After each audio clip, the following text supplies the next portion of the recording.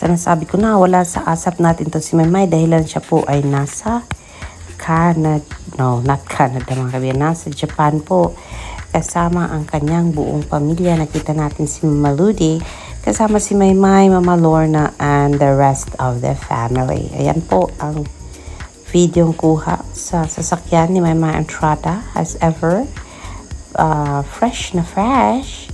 Dahilan sa, yun, produkto ng Beauty Vault. Diba? Ang ganda rin si Maymay. Ayan, parang peacock. Ay ini-enjoy ang buhay Japan for now mga kaibigan.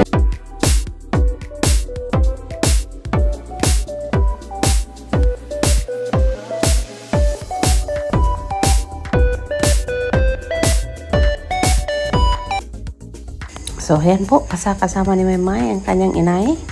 At kasama din po ang kanyang Mama Ludi, o diba?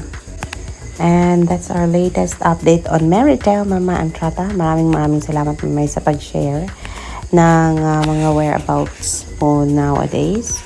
Masaya kami na hindi mo kami nakakalimutan. At ayan, ipinaramdam mo sa amin na isa sa kailangan namin ay ang malaman kung nasaan ikaw every now and then. Yes, this is Alexandra Likes to Jules. Nakita natin ang mga posts ng Star Magic Philippines at nakita rin natin ang PBB posts at kasama si Maymay dahil lang si Maymay ay nasa Japan. O, diba? Na-miss niyo ba si Merritale? Ako din po. Na-miss niyo rin ba ako? Charot. Nasa ano po tayo? Nagpapahinga sa ngayon dahil sa maraming kadahilanan. Alexandra Likes to Jules. See you later for more mga kaibigan. Dito lang sa ating channel Nagmamahal kay May and Edward John Barbara. Alexandra Likes to Jules. Nanangawi po sa inyong lahat. Sa mga nakapansin po na pumuti daw po ako, sige po, i-reveal ko na din po sa inyo. At ilang months ko na din po ito tinitake. At sa ilang months po talaga ay nakapansin po kayo na pumuti nga daw po ako. So kahit pa paano ay may improvement po sa skin ko. May nagsabi po na naglighten nga daw po yung skin ko.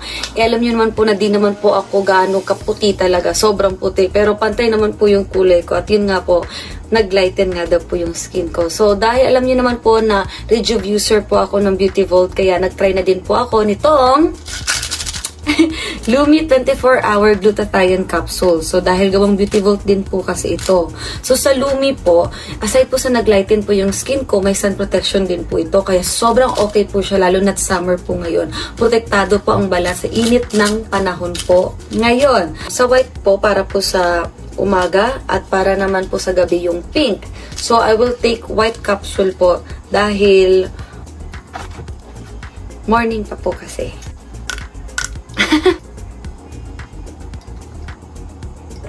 So, sa ilang months po ng pag-take ko po ng Lumi, napansin ko po na hiyang po talaga ako dito sa Lumi. Di naman po ako nagka-breakout din, kaya mabuti naman. At feeling ko din po, iba talaga yung glow na binibigay po ng Lumi. At salamat po ulit sa nag-comment sa'yo. Thank you. I hope po na lumigaya ka po sa mga sinasabi. Hello?